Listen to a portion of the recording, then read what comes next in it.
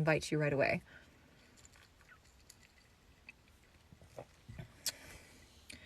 But your note did say, let's see, what did Abby say? Yay. Oh, Abby, your daughter is the coolest kid ever. Oh, I missed a daughter one. Yay. Sure. Okay, fab. Let me. I never have co-hosts because let's see if I tap your name. Will that do something? Let's find out. Invite guests. There we go. Oh, that's easy, isn't it? All right, I sent you an invite. It says it sent you an invite. So you hop on up with me when you can. That'll be fab. Oh, sorry, Lee. We'll see you next time. There she is. Hey, where are you at? I'm on my front porch. Oh, I heard exotic birds or something. So I was like, oh, that sounds lovely. You like where am I at? I'm in Minnesota. And yes, this is like the 3 months out of the year we can actually go outside. Well, it sounds lovely. I'm so glad you're here. I'm going to make you bigger on my screen. Let's see. Oops, I just made myself smaller, but that works. All right, that's fine. I was hoping to make you bigger, but that's fine. Okay, so can you give us just a tidbit about Part of Your World for people who haven't read it, don't know what it's about, and then tell us what All Roads Lead to Here is? Okay, so I don't want to spoil All Roads Lead to Here, but it's bonus material for Part of Your World, and the thing is, you don't know who the characters are until you get to the end. So I don't want to spoil who it's about, but if you read it or if you listen to it and then you go read Part of Your World, it's going to really connect, and it's going to be it's good bonus material. The only way that you could have gotten this prior to like right now is you had to have ordered it it was a pre-order incentive. If you want to get it now, you can actually get it by signing up for my emails on my website. You'll get an auto reply, and the bonus chapter will be in the auto reply. So I'm going to turn that off in a few weeks. So if you guys are interested, I would definitely run and grab that now. It's just authorabbyjimenez.com is my website. And it's pretty good. A lot of people ask me if these characters are going to get their own book. They are not, because they're pretty well wrapped up in Part of Your World. So, and also like their relationship would have a lot of parallels to Daniel and Alexis in Part of Your World. So I didn't want to, there's other characters that I'd rather write books about than those two since they're so done. But yeah, I'm so excited that you're reading it. I've been looking forward to this all week. Oh, you're so sweet. When I got your message, I was like, yeah, I want to do that. Yes, I sure do. Please send it to me. Well, fab. Well, yes. So we've got, and then, so what are you working on now? While I have you, I just want to know what's going on. What are you working on now? Do you have anything coming out as a new release? Just anything coming out? Yes, I do one year. And in the Part of Your World series, there is going to be 3 books. So we get our 3rd book next April. It's called Just for the Summer. And it's a rom-com. The underlying theme is trauma, but of course I'm going to make it funny somehow. Yep. It's That's already magic, done, and absolutely. I know. It's like every time I'm trying to pitch a book to my editor, I'm like, yeah, it's got all these like super heavy themes, but also it's funny. Just trust me, it's funny. It's already done. It's in edits. And then I just signed a new 2-book deal. So there's going to be 8 books total, at least 8 books. Oh, yay. Well, congratulations. That's so exciting. Yeah, for those of you who haven't read Part of Your World, it's just, you're right. There are hard-hitting themes that are important and significant, and you don't make them funny. You can just have a world where you can both be hurt and find joy in things, and it's just beautifully done. 5-star. I love it. Lots of depth. I love the depth. Yeah. So, well, yay. Well, I'm so glad you're here. You're welcome to stay up here with me as I read through. If you have comments as things come through, by all means, I want to hear from you. So if you want to stay up here, I would love it, but it's up to you. I'll probably, if you want to maybe invite me back at the end, because I don't want to distract. Plus my dogs are like, I'm in a good place right now where my dogs are not barking, but it never stays that way for long. My house is like a train station. That's why I'm locked in a tiny room where no little people or little animals can get to me, for the most part. All righty. So let's see. I think you got lots of heys and hellos. All right. So you pop down and then I will pull you back up. when you're ready. Oh, I'm so glad you guys are all here.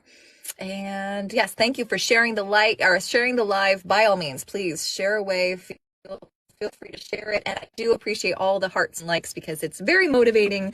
And I'm so glad you guys are here with me. So yes, thank you. I love having I can't see all the comments as I'm reading, but I can see the hearts. And it's very, very motivating to have you guys all here with me reading this spectacular bonus content. And I'm glad Abby said something because I don't want to spoil. If you've read part of your world, but you haven't had access to all roads lead to here, it's a nice little treat at the end. The very last 3 lines, you find out exactly who we're dealing with. So thank you guys. Thanks for being here with me. Let's get into it. So I am reading All Roads Lead to Here, a special bonus story by Abby Jimenez. The fabulous Abby Jimenez, who is, I'm very excited to read this. It is available right now. All Roads Lead to Here came out, or part of your world came out last April. And so it is available right now. It has an incredible audiobook. She has Julia Whalen and Zachary Weber do it. And I just did a re-listen to it yesterday. It's spectacular. It truly is. It's just one of those books that hits all the notes, and yeah, I hope you guys love it. So yay. Hey Eric, hello Seth, all my book buddies, thank you guys. We'll see you later, Lee, and I will hop into it now. So I'm glad you guys are here. Thanks again. Keep those likes coming. It's very nice to see them go. Have one more drink of my beverage and then we'll hop to it. This is the end of my recording day, so I will do my best. I tried to save my voice for you guys, so I had at least had an hour left for you. So I stopped recording earlier today, went and took a nice long break, played with the kids, and now I'm actually just enjoying some free time to myself. Normally, this is like crazy chaotic mom mode, so it's nice to be in friend bookish mode right now. So I'm so glad you guys are here with me to do that. So, all right, let's get into it. This is All Roads Lead to Here, a special bonus story by Abby Jimenez. I need a doctor. 5 heads turned to look at me from over their lunch plates. The physicians sat at a makeshift table under a blue plastic tarp. We were by the mess station, outside the 40-bed tented hospital Doctors Without Borders had set up. An exhausted-looking older woman in scrubs nodded in the direction that I'd come from. Miss, there's doctors on duty in the medical tent. I know, I said impatiently. I was already there. They can't spare anyone, and I need somebody to leave with me. Why would they need to leave with you? An older man with a gray beard asked. My patient won't come down here. Win Tatum's voice came up behind me like nails on a chalkboard. I'll go if you promise to let me stay over after, he said in his thick Australian accent. When I turned to him, he was holding a bowl of noodles, standing just within my personal space, as usual. He gave me one of his Cheshire cat grins, and I had a barely controlled urge to knee him in the balls. Tatum made a sport out of hitting on me in the most aggressive way possible whenever I came over to the makeshift hospital. He was relentless and gross. Last week, he introduced me to a cluster of nurses as his future ex-wife. He was an anesthesiologist, which was ironic because I literally couldn't think of anyone less ideal to be unconscious around. It's a great line. I love that. I crossed my arms. Do you think if you keep asking, I'm going to eventually get confused and disoriented enough to say yes? He gave me a cocky grin and took a seat on the bench with his food. I should hope so. I leaned forward. I am not interested.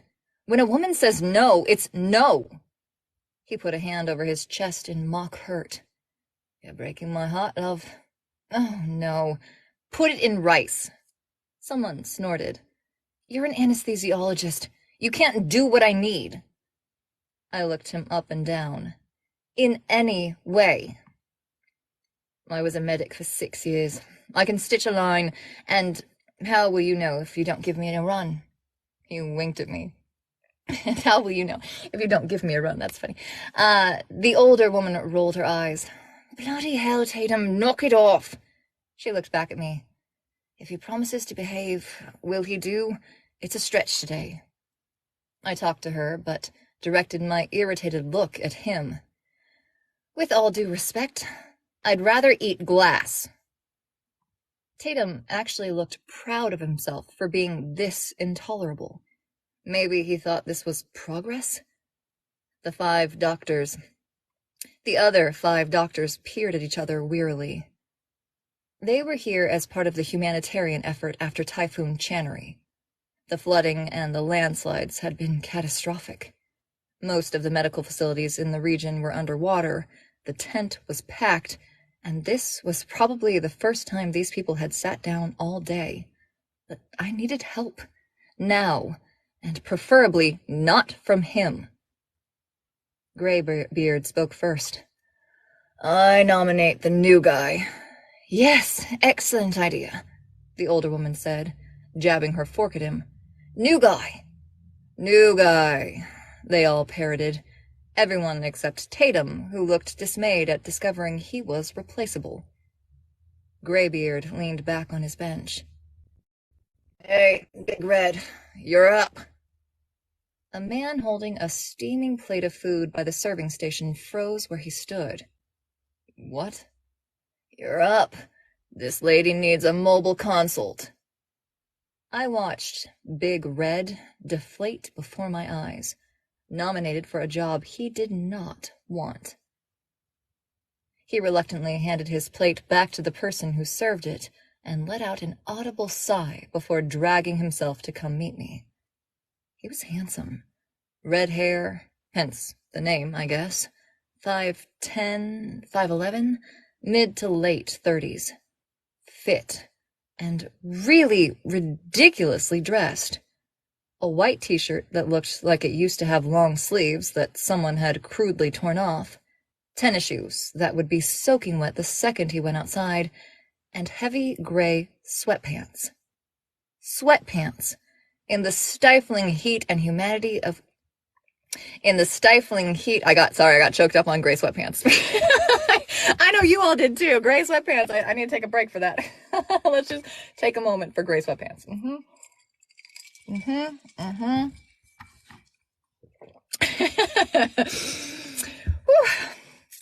anybody else think of John Hamm? No, just me? Okay. All right. In the stifling heat and humidity of Cambodia. All of this with a $20,000 Rolex. I knew my watches. He stopped in front of me. What can I do for you? He asked, unenthusiastically. Can you close a laceration? He scoffed, which I guess was supposed to be an answer. I crossed my arms. I have a girl who needs stitches. She came in with a 3-inch gash on her cheek. Okay, and she can't come here, why? Because she's afraid the man who cut her will find her here to finish the job? Understanding moved across his face. I see, he said slowly. He nodded over his shoulder. I have to get a stitch kit. Then get it. I'll wait. I paused. Please? He disappeared into the tent, and I stood there, trying to ignore Tatum staring at me while he ate. By the time Big Red came out 5 minutes later, Tatum had me thoroughly annoyed. Then I realized Big Red somehow managed to look even more put out than when he'd left, and that annoyed me too. Heaven forbid this guy be inconvenienced by being asked to do his job. I knew exactly what kind of man this was, and exactly what he was doing here. I'd seen it far too many times. He was a tourist. Here on the pretense that he was going to do some humanitarian thing that he was only doing because it would look good on his resume. He probably thought he had embarked on some tropical vacation where he'd drink Mai Tais in a hammock and see a patient now and then, take pictures with orphans for Instagram, impress everyone back home with his benevolence. And now he was disappointed to learn that this was actually going to be work. He was in a natural disaster area in a rural province with a malaria endemic. He used to... Oh, it's so good. Oh, it's so good. All right, are we doing good? We'll make sure we're doing good. Yes. All right, so I need to take a drink of water. Normally I drink tea, but since I'm not recording, I can enjoy water. We're gonna call this water. mm-hmm. Mm-hmm. I had that line underlined because I knew it had rural in it, and I was like, okay, we can do it. We can do it, Laura. Everybody can say rural province with malaria endemic. It's pretty good. Pretty good. You're so sweet, Abby. I adore your writing. So when I love the book, it's that much easier. And since I love part of your world, and I'm really excited about these characters, it just made it. It's just I'm enjoying my adult time. I'm not cooking dinner. I'm having a lovely time with my bookish friends. So yes, Abby Jimenez is here. So yeah, if the author is here, guys. So if you want to ask any questions, she's marvelous and lovely and just a great human being. So, if you want, I don't know if you want to ask about, Food Network or the book or anything, but she's here and she's marvelous. So please ask away. I'll leave it to her to answer. Rural, right? Rural. I mean, I can do it, but just having natural disaster area in a rural province with a malaria endemic, I had that highlighted. Like, I can do it. I did it. I'm really happy with it. And then I paused to talk about it for 5 minutes about how proud I am of doing that line. All right. So the line was, and now he was disappointed to learn that this was actually going to be work. He was in a natural disaster area in a rural province with a malaria endemic. He'd be using a latrine, sleeping in a hut under a mosquito net, and leaving the comfort of the tent to walk in the heat and mud to see patients, even when he didn't feel like it, because that was the job. Tatum was a lot of things, but at least he was here for the right reasons. Despite being insufferable, he actually wanted to help people. I was so irritated, I was a split second away from just taking Tatum with me instead. Then he looked up from the table one last time and blew a kiss at me, and I was just disgusted enough to stick with Red. I love that. I love it. I love it. I started walking without waiting for him to shoulder his bag, just to make him jog to catch up. He was panting by the time he did. The broad dirt road we walked on was lined with thick-trunked palms and banana trees. It was beautiful and green, but it was humid, buggy, and miserable in the blazing midday sun. I was dressed for it. Shorts and a pink tank top with my waterproof boots.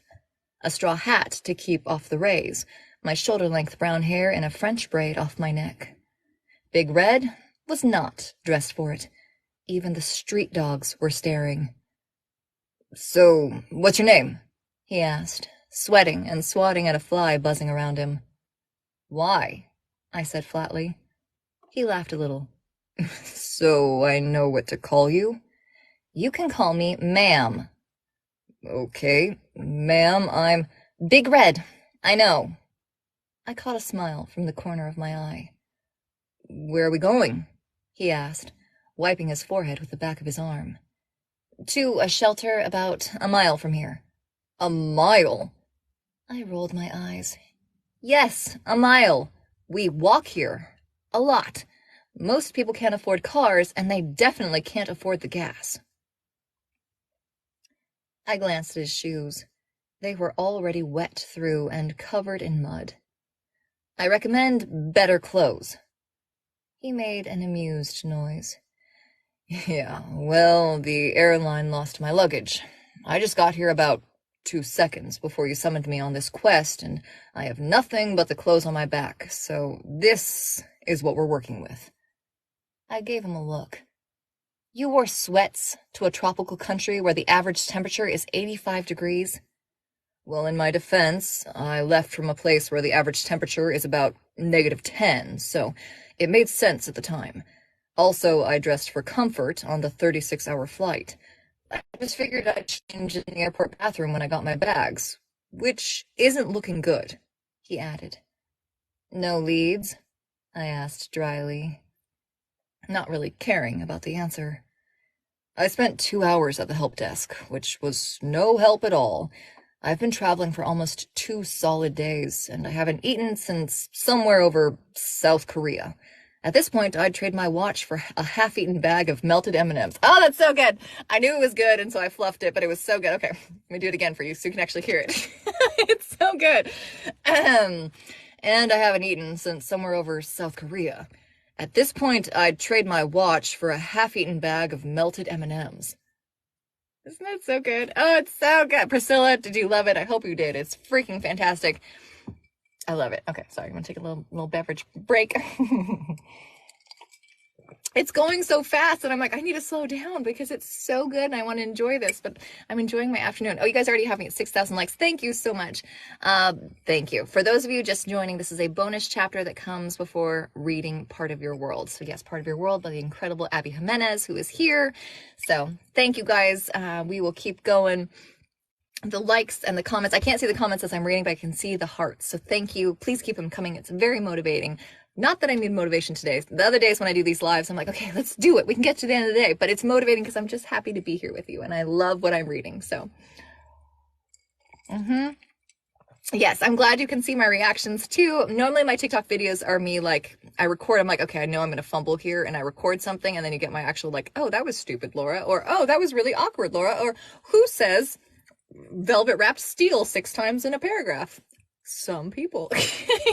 Oh, they don't. I just misread that 6 times. So, yep, but I'm so glad. I'm so glad you guys are here. Let me keep going. I'm enjoying my water, but actually it doesn't, surprisingly, shockingly, it doesn't actually clear my throat like actual nice hot tea does. So I'm going to switch to hot tea. Velvet wrapped steel. I read that a lot. So I'm going to take a minute and actually drink something that will actually clear my throat. That's way better. All right, here we go. So yes, if you guys love, I do a lot of contemporary fiction or contemporary romance. Normally I narrate that under Hayden Hall.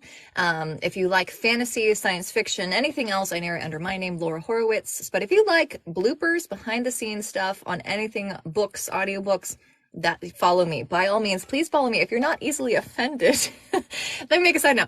If you are not easily offended and like spicy bloopers, please follow me, because that's what I get a lot of. So, and Lady of Darkness, yes, that's another fabulous series. That book too is coming out, should be out by the end of the month, and I'm super excited about it. But so yes, so contemporary fiction. If I ever get to do an Abby Jimenez book, which is like a dream job for me, I'd probably put it under my name because I'd be so proud of it. But typically I do my contemporary fiction, contemporary romances, I do under my pseudonym of Hayden Hall. Really, it's just for easy people who don't like fantasy. Stick to Hayden Hall. I see your heart eyes. Yes, me too. But people who like contemporary, my only contemporary, and don't want fantasy, they go to my Hayden Hall profile. If you like it all, you can look under my name, Laura Horowitz, or Hayden Hall. But if you like contemporary romance, but like I said, if I got an Abby book, you bet your ass I'd be putting under my name because I'd be proud. I'm going to put it out in the universe. When I do an Abby book, I'll probably put it under my name because I'll be really excited about it. All right. I think I'm clear. Sorry. That was a third of the way in, little break. All right, here we go. All right, we just found out that his bags are lost. He's wearing totally inappropriate clothes, but it's not because he's an idiot. It's just because he's just charmingly befuddled, right? All right. He spent 2 hours. Oh, the great line with the half-eaten bag of melted M&Ms. So we already know he's wearing a $10,000 Rolex, and he'd said he'd trade it for a half-eaten bag of melted M&Ms, and that's just so charming. And I'm already feeling a little charmed. I imagine our female, who is unnamed, is as well. I just pushed the recording button as if I were recording because I'm so used to doing this live. I'm so used to recording live that there was no need. I don't have my recording software up. All right, here we go. He says, at this point, I'd trade my watch for a half-eaten bag of melted M&Ms. I scoffed. Wow, so your coworkers just threw you in with both hands, huh? As they do. Gave me a fancy new nickname on the way out and everything. I like it. Lets everyone know I've got red hair and an above-average penis size. I laughed so hard I almost choked. The joke surprised me, disarmed me a little, made me slightly less cranky. Or maybe it was the distance from Tatum that was making me slightly less cranky. Either way, I was still laughing a little when he went on. "You're American," he said, smiling. "Yep. Where from?" I shrugged. "Everywhere. Nowhere. Wisconsin, originally." He pulled his face back to look at me. "Really? Where? I'm from Minnesota." Now I pulled my face back. I almost never met anyone this close to home here. I grew up in Superior. "I've been to Superior." I blinked at him. "Seriously?" "Pattinson State Park. I've been hiking up there lots of times. Did they make you sing The Wreck of the Edmund Fitzgerald in school over there?" he asked. I barked out a laugh. "Fourth grade, and with a recorder." "Yes, the recorder, God! Who thought those were a good idea? A bunch of 10-year-olds playing a squeaky plastic flute." "First instrument I ever learned," I said. "The beginning of a prestigious musical career, undoubtedly." "It absolutely was." He shook his head with a good-natured smile. "The Wreck of the Edmund Fitzgerald. The only version of that song that should be allowed to exist is the Jackson Waters one." I twisted my lips into my own private smile. I agreed. Minnesota. We were 12 hours ahead here, which meant I had dragged this exhausted, hungry, jet-lagged, and not entirely unlikable man out into the mud-soaked streets at 2 in the morning his time, in clothes not fit for the heat. And now I sort of felt bad. I slowed my walk to a less strenuous pace and looked over at him. "You know, we get a lot of donations at the home," I said, extending a tiny olive branch. "Sometimes people bring men's clothes. I bet I have something that would fit you." He brightened. "Really?" "I can get you toiletries, too. Nothing big. Toothbrush, a comb, the basics until your baggage arrives." I just cocked that up, sorry. I just messed that up, sorry. "I can get you toiletries, too. Nothing big. Toothbrush, a comb, the basics until you get your luggage back. I'll check when we get there." He let out a relieved sigh. "That would be amazing. Thank you." "No, thank you. I could be here with Tatum right now." He snorted. "Yeah, that guy was a lot. I kind of wanted to choke him for you." "Definitely feel free to follow through with that when you get back." He laughed. I glanced at him. His face looked like a tomato. Poor guy. He was not doing well in the humidity. I reached to my back pocket. I pulled out the cheap plastic woman's hand fan that I carried everywhere. I got it from a street vendor for $1, and on more than one occasion it had kept me from passing out from the heat. I handed it to him. "Here, it'll help." "Thanks, Veronica. Glad you're here." It was pink and covered in flowers and looked like something a princess would use lounging on a chaise. Most men would never. I half expected him to never. But much to my astonishment, he took it. "Thanks." He flicked it open and started fanning himself. "Oh, well, that really helps." I had to hide my smile. He looked ridiculous before. He was absolutely a sight to be seen now. That outfit, this fan. I had a huge amount of respect for people who didn't care how they looked. It sort of felt like he passed a little test. He adjusted his backpack on his shoulder. "So, what kind of home is it?" he asked, fanning himself and skirting a puddle. "It's a woman's shelter." "It's yours?" I shook my head. "No, it's run by an American organization.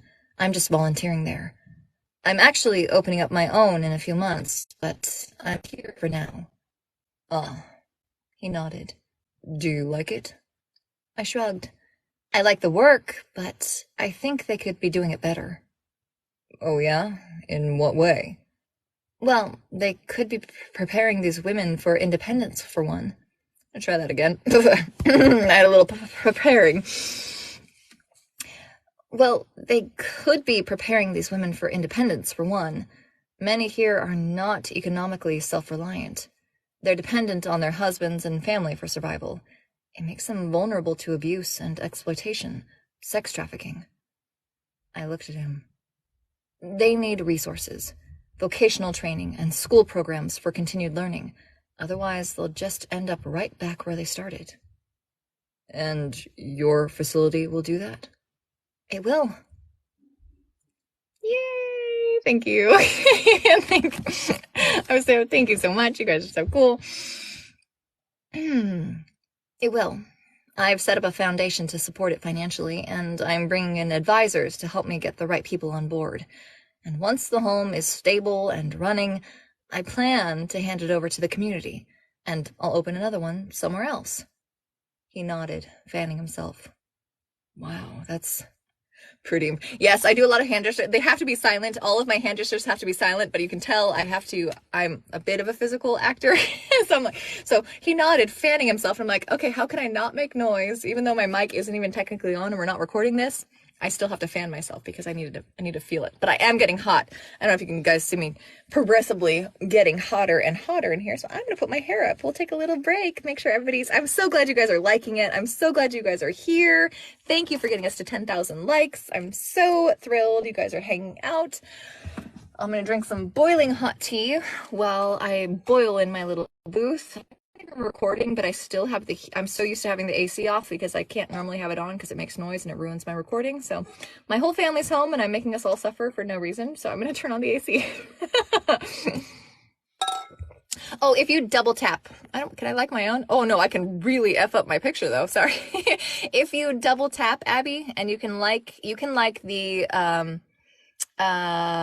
live as much as you like. So thank you guys who are repeatedly liking it because it gets more people to join us, and I just want this book to by all means, it does not need my help because this is a bestseller and it's phenomenal, but I do like having more friends who may not know that there's a bonus story hop on with us. So yes, everybody who double clicks, thank you very much. I will take, just a couple hundred likes, just make it until your thumb gets tired. Then we're good. Then I count that as good. Erica, I'm so happy you're here. I'm enjoying the hell out of it myself. So I'm thrilled you guys are enjoying it as well. I've got like 16 beverages, so don't mind me. I'm going to enjoy it. Everybody who likes Kirkland, I'm going to do a little Kirkland. Kirkland, you can sponsor me. Oh, the delicious sparkling water. So refreshing, but really, I'm just really hot. They have these in Minnesota. I don't know that for sure, but I'm assuming. Oh, you're a big Abby fan. I'm so glad you're here. Let's see, Mari, I'm so glad you're here. And you don't have to be on TikTok, but if you like the occasional, blooper, I would say, if you like the daily blooper, please follow me too. They do. I figured, I live in the land of Kirkland, which if you don't know, there is a Kirkland, Washington. So I live in the land of Kirkland. So I am a very firm supporter. I lived in the land of Kirkland for a few years. All right. Back to it, my friends. And thank you, Veronica, for being here. Oh, yay. Oh, I love your stuff, Abby. So yes, I do these lives and I just have a good time because my job, I truly love my job. This is the best job I've ever had. My master's is in writing, but I was a reporter. I didn't do fiction writing. I was a entertainment reporter for about a decade. So, I always liked, because I got to go behind this, I was always on set, on movie sets, and I did junkets. And so I love behind the scenes, and I had a really good glimpse of it for about a decade. And so whenever I can show behind the scenes and show people what it's like, because it's just fun. It's a fun sneak peek into a job that most people don't even know exists. So it's truly my pleasure. Excuse me, sparkling water, excuse me. It's truly my pleasure to show you guys behind the scenes because I love my job so much, and it's a job I just like listening to audiobooks, and I'm so passionate about multiple literacies, meaning you can read with your eyes, your ears, your hands. There's more than one way to read. That this just, it's a passion of mine. I'm a passionate reader. I'm a passionate writer. And just being a narrator is just, it's just my dream come true. Other than being hot in a sweatbox. That's the only downside. All right, I would open my door, but it totally makes my sound suck. I know I'm not recording, but even into my phone, I imagine opening my booth door would, it becomes echoey, becomes an echo chamber. Echo chamber. Oh, yeah, no, nobody has any idea what this job is. So, all right. I'm so glad to share with you guys. So let's keep going. If you guys would all share the live, if you're able to, that would be wonderful. Thank you. Since we're about halfway through, if we can share the live and get more people with us, I'm having a fabulous time, but anybody who's able to, because I love sharing the love and I love having you guys with me. So thank you very much.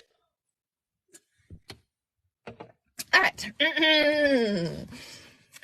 Let's see. We're finding out how amazing this woman is and how pretty freaking fantastic this dude is. We still don't have names except for Big Red, and she's ma'am, and it's so charming and so cute. Oh, it's so good. All right, he said, all right, we ended with, and I'll open another one somewhere else, meaning she's talking about opening another women's center. So he nodded, fanning himself. Wow, that's pretty impressive. I dipped my head. Thank you. Did you always want to do this? I laughed a little. No, it never even crossed my mind, to be honest. Then how did you get here? Fate, I said, without even thinking about it. Fate, he deadpanned. I arched an eyebrow at him. You don't believe the universe has a plan? He shooed away a dragonfly. Not really. Everything that's happened and everything that will ever... That's not what it says. Sorry, Abby. Everything that's happened and everything that ever will is leading you to your destiny. He gave me an amused look. And you truly believe that? I went quiet for a moment while I thought of how much I wanted to reveal. I came here to help with the typhoon relief efforts, I said. I was supposed to be in and out, a 3-day turnaround. He gave me a look. What could you possibly do in 3 days? I have a very specific skill that the Red Cross found useful. Which is... I paused again. I'm good at raising awareness. I have a big social media following. It helped with fundraising. He nodded. So you're an influencer, then? Sure. Something like that. Anyway, on my last night here, my escort got sick. So sick, he stayed at the Red Cross tent because he couldn't make the walk back to the hotel. It wasn't too far, so I decided to go alone, but I got lost. Really lost. All the palm trees looked the same.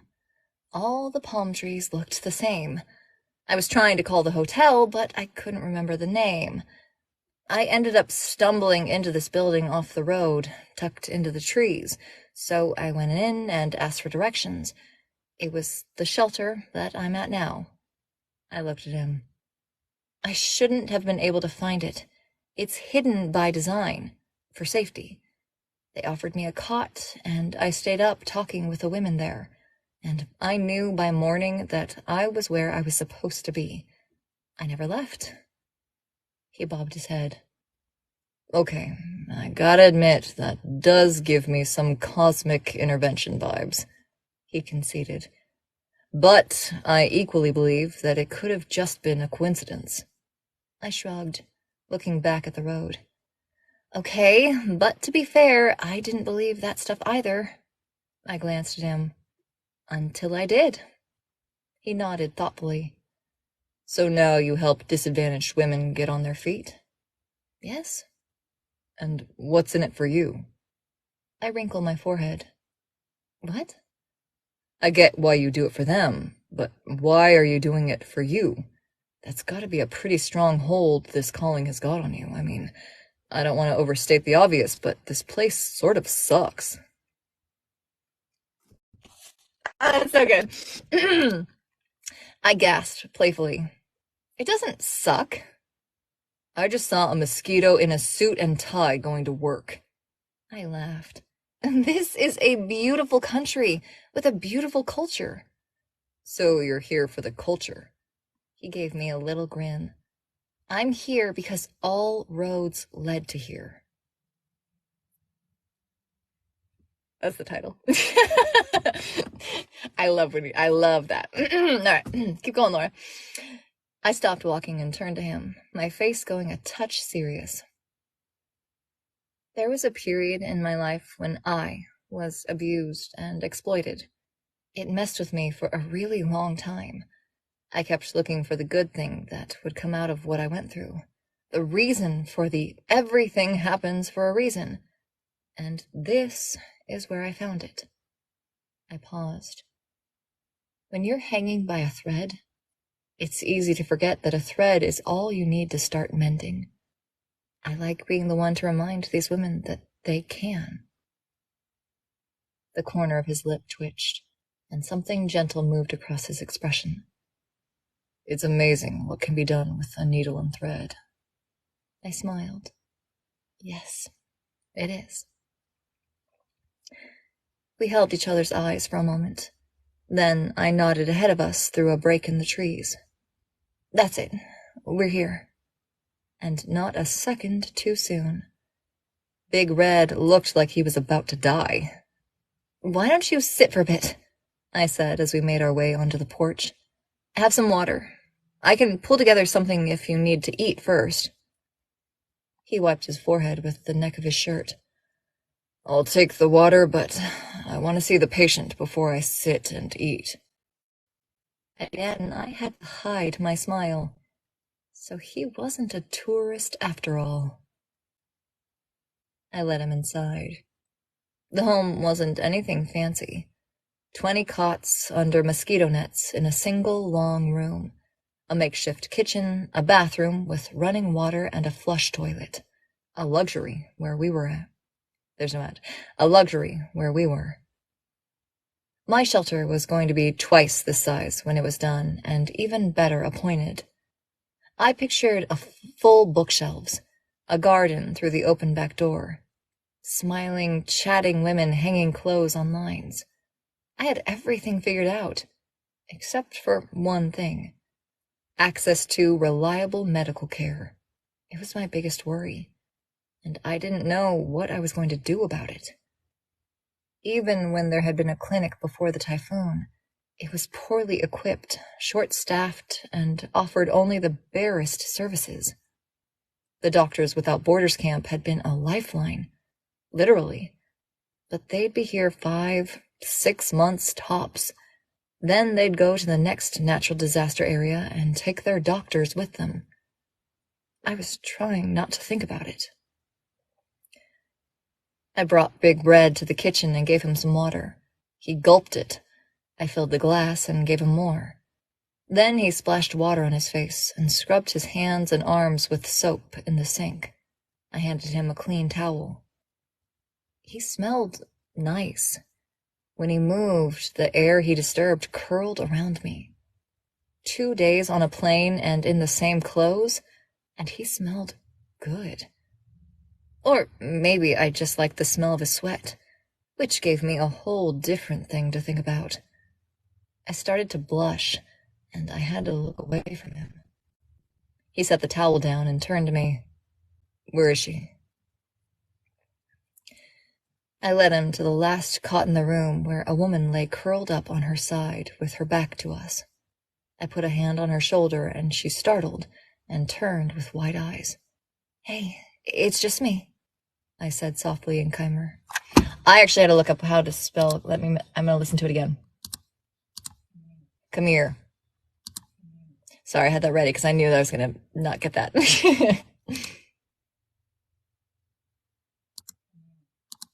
Come here. All right. I had that ready on my merriam-webster.com because I knew that I would forget how to say come here. The language of Cambodia. Let's see. A member of an Aboriginal people of Cambodia. The Mon Khmer language of the Khmer people that is the official language of Cambodia. See, we learn things too. Oh my gosh, I can never have sparkling water in my booth again. It is so loud. If my mic were on, it would pick up it pops and fizzles this whole time. I'm hoping my phone doesn't pick it up, but it's such a delightful, refreshing treat. Kirkland. Everybody should invest in Kirkland sparkling water, but it is loud.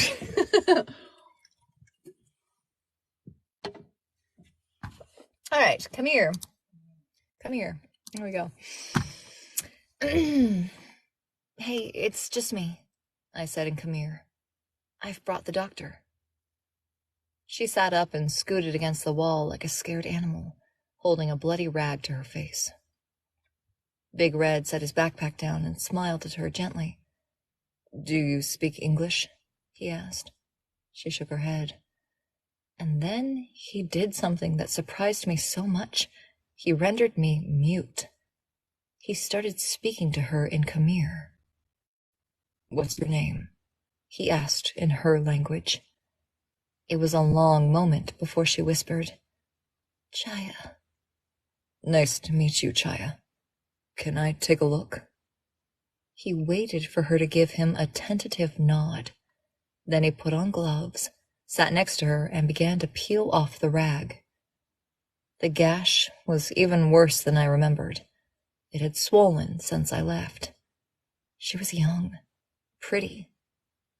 Anger curled inside of me because I knew exactly why this man had done this to her. Sorry, I got choked up. Anger curled inside of me because I knew exactly why this man had done this to her. He wanted to disfigure her, and he had. Doctor or no, there was only so much Red could do. She'd be scarred for life in more ways than one. I had to swallow down the lump in my throat.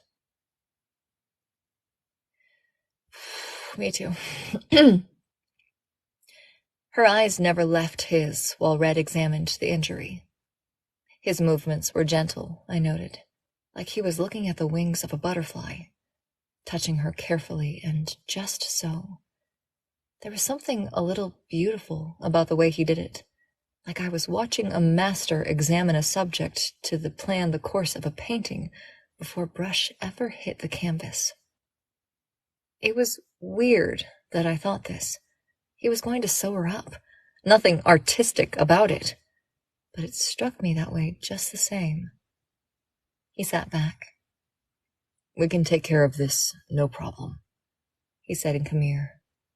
He spoke confidently, but I knew it was probably just for her, so she'd think everything would be okay again when he was done. It would, and it wouldn't.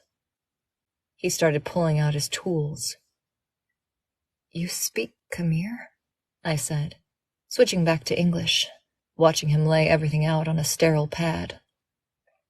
He laughed a little. Not very well. I practiced for a week, right up until I came, but I'm still pretty rusty. I crossed my arms. That's not how it sounded to me. It took me months to get that fluent. Have you ever been here before? First time. I shook my head at him. Then why? His face took on an amused expression. Well, that's a bit of an interesting story, he said, pulling out gauze and disinfectant. When I was in high school, my parents wanted me to learn a foreign language. I couldn't decide which one, so I spun a globe and threw a dart at it. And it landed here? No, it landed on Iowa, and then the ocean, and the ocean again, and then some random place in the UK. But then it landed here, so Khmer it was. I laughed, and he smiled down on the materials he was setting out. The bonus was that it really pissed off my dad, he said. So I was wasting my time learning a language for a country I'd wasting my time learning a language for a country I'd never find a reason to visit. I think he was hoping for French. Anyway, I dug in. The fact that he didn't want me to do it made it a foregone conclusion that I would. You enjoy disobeying your father? He shrugged over his setup. That's the thing. Technically, I wasn't disobeying him. I was learning a language, like he asked. I just wasn't learning the one he wanted. But he couldn't argue. I was doing what he said. Huh, a rebel. He paused. Then he looked me in the eye.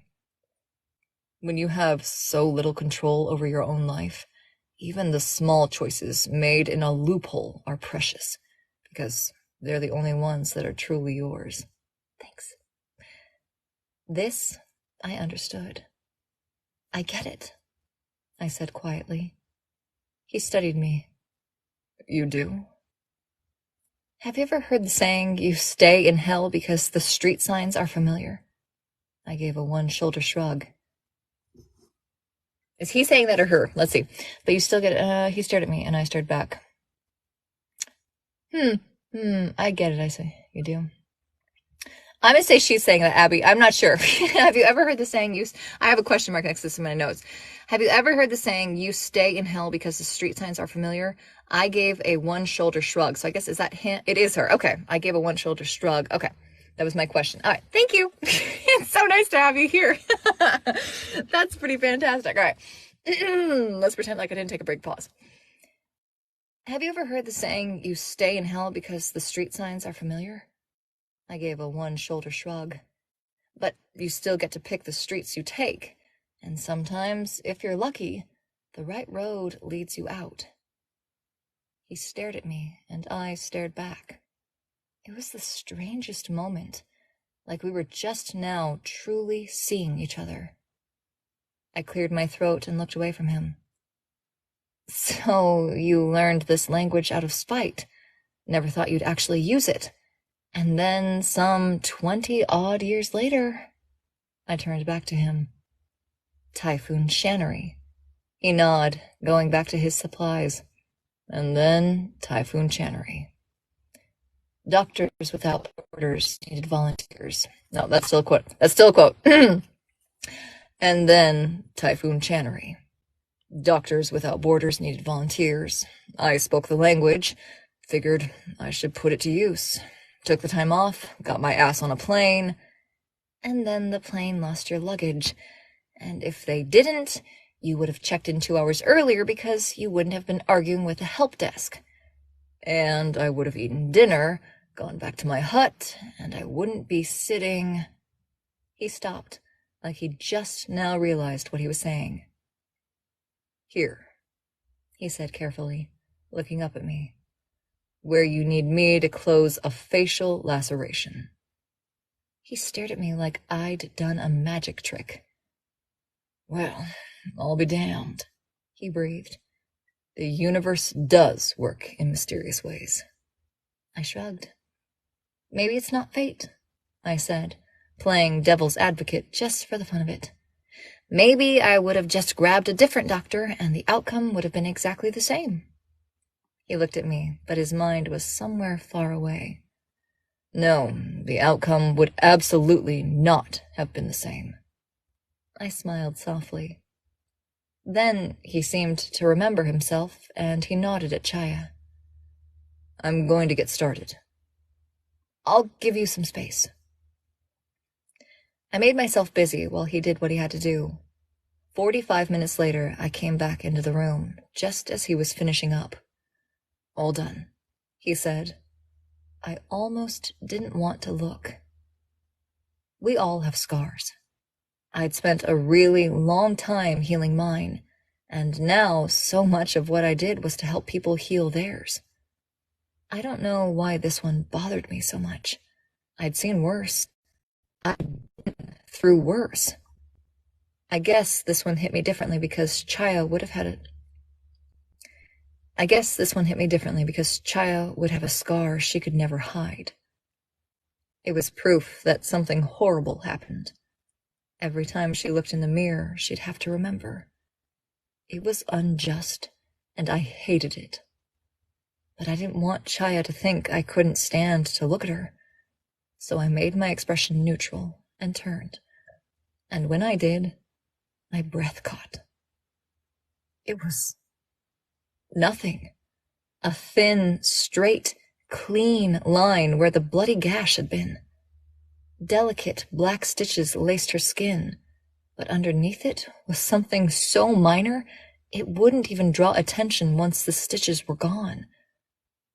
I stared at her with my mouth open. How? I breathed. I'm a plastic surgeon, he said, peeling off his gloves. One of the best in the world, if you believe what they print in magazines.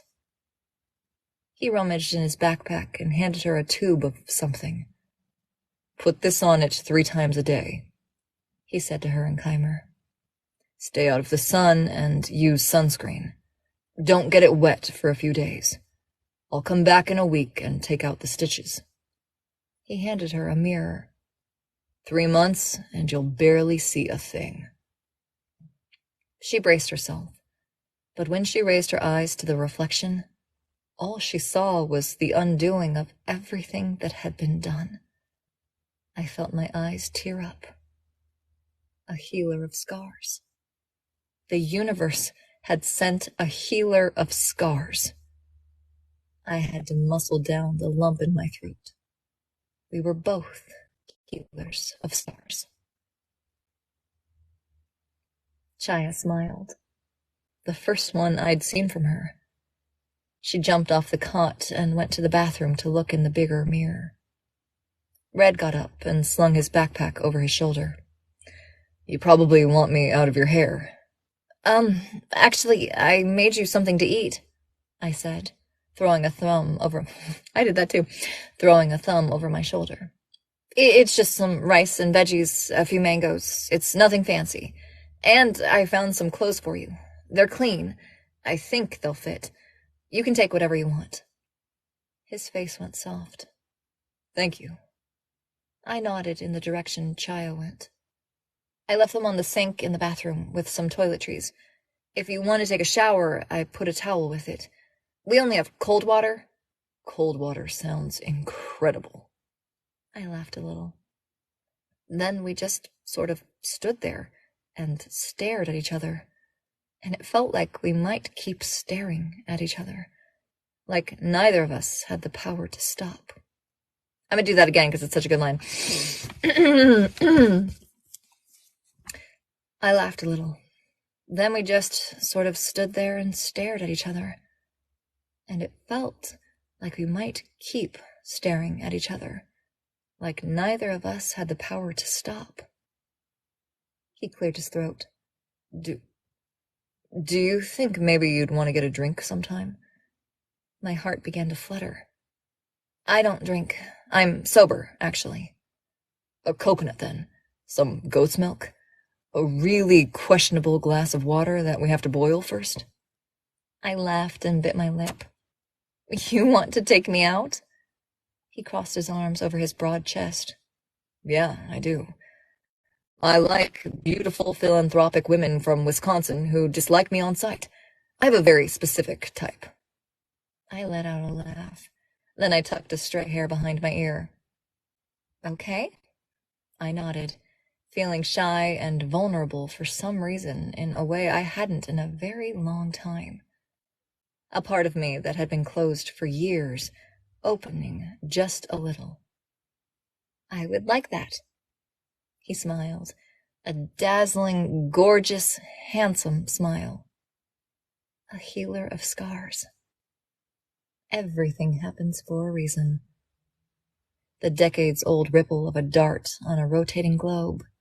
The plastic flute in the hands of a musically inclined little girl. A dark and twisting path where all the palm trees look the same. A luggage handler losing a bag.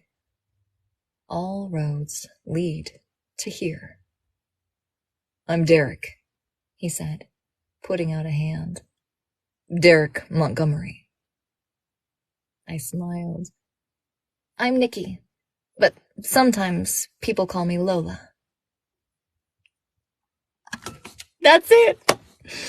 That's it. It's so good. Oh gosh, it's so good, Abby. Oh my gosh. Al Fabby's like, yes, we got Derek and Nikki's love story. Okay, so she's our fabulous, famous rock star, I guess pop princess who's after late, or she's modeled after early Britney, and I just freaking love her. I love the references from her of Part of Your World, where it's talking about, okay, so when she's feeling this way, she listened to her fourth album, and when she's feeling this way, she listened to her third album, and she can feel her progression as a person. Oh, Lola Simone. We got our little snippet of a love story. How our fabulous Derek, twin to our heroine from Part of Your World. They are identical twins. Are they 37? I think. I don't know if he's 37 at the start of this story, but we'll say late 30s. At the start of this story, he's a famous plastic surgeon. He's the actual, he's the golden child. The heroine of Part of Your World is kind of like she's not the stepsister, but she's the, she's considered not the golden child. She is everything that he is not. He is everything. I won't give away too much, but it's so good. Yay, thanks, Jade. Oh, thanks, Maria. Yeah, I'm so happy we got just a peek into Nikki, because it is hard to imagine a pop star who actually doesn't just go for 3 days, but who stays and commits their life there. And it's just, it's so good. Isn't it so good? So, all right, Abby, if you want to hop back on and we can chit chat for a couple minutes. But yeah, I just want to thank you guys for hanging out. It's so good. So this was All Roads Lead to Here by the incredible Abby Jimenez. It's a bonus story that's based on the characters that we learn about in Part of Your World. Thanks, Rushing. Yeah, I'm thrilled that Abby emailed me. Abby, I will do this all the time. Email me anytime. I love this. Lisa, you missed it. I'm sorry. I am going to record this. I assume TikTok recorded it. It takes, I don't know, a day or two. Here, I put an invite. So whenever you're ready to come up as guest, Abby, whenever you're ready, no rush or come right now, whenever you're ready. But I am going to, it should be recorded, TikTok. Are you out walking the puppies? I'm on a walk because I have to multitask. I have to like exercise and do this. And I'm literally crying on this trail. And now I'm on a hill, so I'm going to be fighting for my life walking up this hill. So you're crying and sweating.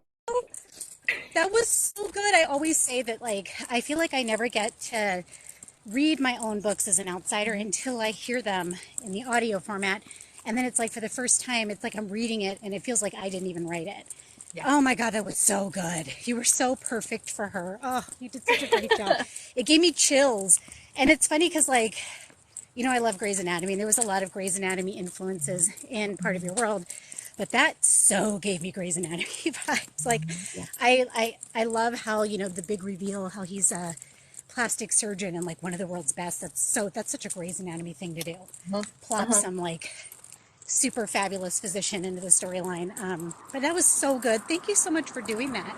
Oh gosh, no, anytime. You email me anytime. I will honestly read any of your stuff. So you send me stuff. I never want to step on anyone's toes. So something that isn't published or, or you're in the works or whatever. I love reading your stuff, and this is such a pleasure. So anytime. I might actually have something. I can't say too much about it yet, but it's not going to be published as an audiobook. So it might be another really good way for people to hear it narrated, because it's never going to be narrated. Yep. So you send it my way whenever it is. You send stuff my way. I love it. I think we all like it. We're all into it. So yes. It's so good. Okay. So yes, we are going to, it should be, I don't know how long, it takes a couple hours for TikTok. It eventually will say, okay, it's available. So I will upload this to my YouTube. What's my YouTube? Let's see. That's my YouTube should be my name. It's Laura_Horowitz_narrator. I try to keep them as close as I can across the board. I will post that, and then if it's shareable, I will just share it so Abby can send it out if you want. If you want to, you can share it around however, or add it to your YouTube or however we want to do it. That would be great. I'll send it out in an email so everybody can get it. Perfect. Well, if anybody has questions for the fabulous Abby, she's out walking her dogs, which you're so great. No, I'm by myself. I don't even have a dog. Stuntman is so terrible. Actually, Tess and Stepman are both terrible walkers. Tess will just drag me through the woods. She just gets very excited about all the smells. And then Stepman is not a good walker. I end up carrying him. Oh, gotcha. I have a giant black lab who just drags me. I don't want to go for jogs, and I jog. So, yep, sounds about right. Oh, I'm so glad you guys were here, Abby. This was simply fantastic. Let's see, I missed a couple questions, but generally, yes. So you're working on your next book. Your next book will come out next April. What was your most recent release? What came out this April? It was yours truly. Mm-hmm. And number one selling book in the nation for paperbacks the week that it came out, which is so cool. Yeah. And it's about the best friend in part of your world. So if you're new to my stuff, you listen to the bonus chapter, or you hear you read the bonus chapter, then you go into part of your world, and then the next book is the best friend's book, and it's yours truly. Yay. And I'm going to have another project coming out probably in February of next year. Oh. And I can't really talk and it's real me that I don't normally put out. So I'm thinking that you could maybe read it live, because it won't be available anywhere else. Oh, that's so exciting. Oh, I can't wait. Okay, well, I said, I'll DM you and I'll tell you what it is. Yeah, I get the inside scoop. I'm so lucky. As a fan, I'm super pumped, and then I'm super excited as a narrator that I get to share it. So, yay. All right, guys, yours truly is amazing. That is next up for me. I cannot wait. We're talking Bree. It's Bree's story, right? Yes. Yes. And if you like the Grey's Anatomy vibe, it continues with that. So. Oh, I can't wait. I can't wait. That's on my TBR. It's next up. So, all right, guys, this was so fabulous. I had the best time. Abby, I love your stuff. Thank you for hopping on and going live with me. And yeah, we will. Oh, and thank you for 25 likes, 25,000 likes. You guys are freaking amazing. And yeah, I'll be here. I go live every couple days. So not typically this late in the afternoon. I work typically from 10 a.m. to 3 p.m. Pacific time. So this is quite late in the day for me. My voice is normally shredded by this point in the day. I tried to save some for you, so hopefully it works for you. Well, thank you for doing that. Oh gosh, truly my pleasure. Very truly my pleasure. This was so nice. So I will post it to YouTube. I will maybe do a snippet here on TikTok and share on Instagram, because I know I got a lot of responses about it. So I hope everybody enjoyed it. And yay, thank you, Abby. I'm thrilled. I can't wait to find out what our next thing will be. Thank you so much. Thank you guys for watching. Yes. All right, guys. I will see you around the TikTok. So not your dog, huh? Not mine. All right, guys. We will see you. Thank you again for joining me. I will repost this as soon as I can the next couple days. So take care, everybody. I'll see you around here. And thank you again, Abby. Have a good one, everybody.